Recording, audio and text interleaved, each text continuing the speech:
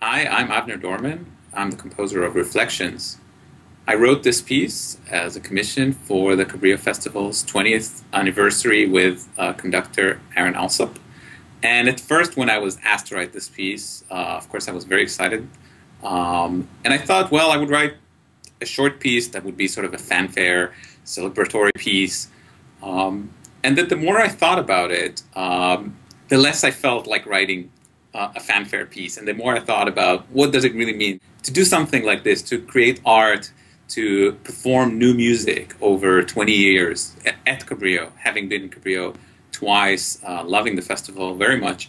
I thought maybe something that really goes on looking back at this is something more reflective, and hence the title of the piece, Reflections.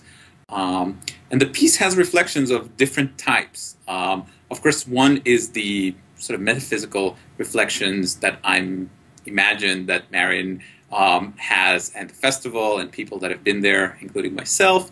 The other part, and that's sort of more on a compositional side, what I did, I chose to start the piece, base it on a large-scale canon that I found from the 15th or 16th century. It's unclear when it's from. Or traditionally, it was attributed to Josquin, but I'm told by modern musicologists that it's probably or most likely not his music.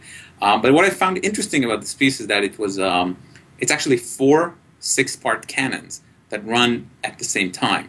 So essentially, you have these reflections. It's sort of like these 4 sets of mirrors that are going on at the same time. Of course, this piece is just for voices, not for an orchestra. A canon is essentially a piece of strict imitation. The reason we call it canon is just like the literary canon. It's sort of, this is the rule, that you start with a certain melody, and then that's what the other parts have to sing or play.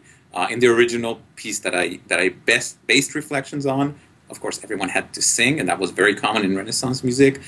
Here, what you will hear is different instruments play the same musical idea. So essentially, it's a strict imitation that once a part starts, every other part has to play the exact same thing. And that relates directly to the idea of these reflections, that whatever is done in one of the parts has to happen in the other parts again and again and again.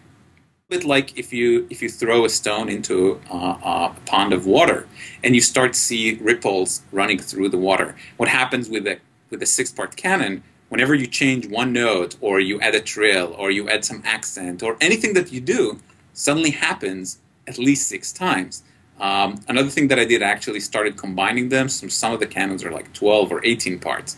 And then you put in a little element, sort of something that maybe as a listener, the first time that it comes around, you might not even notice that happened. But then it sort of runs through the entire orchestra, or most of the orchestra, through these reflections. So it's almost like a piece that I throw a little idea and the piece sort of writes itself. I throw in another idea and sort of the process creates this like, it almost has a life of its own.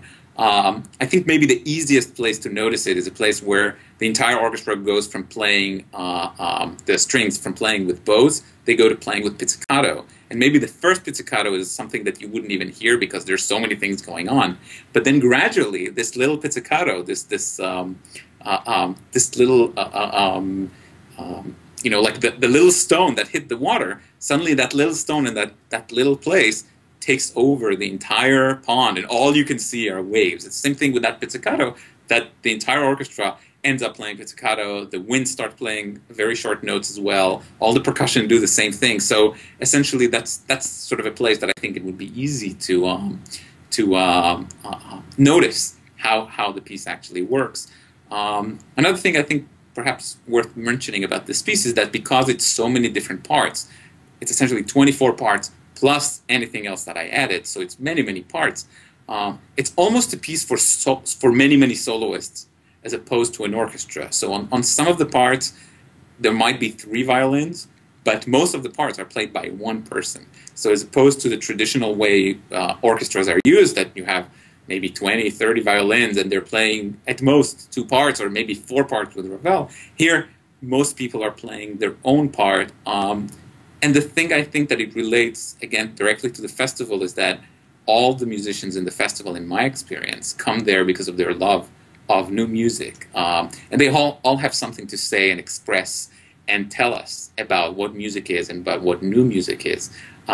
So in a way, I feel that's another part of the piece that I sort of wanted to give each one of these musicians their due, as like they really contribute and give something very special for the festival and its performances.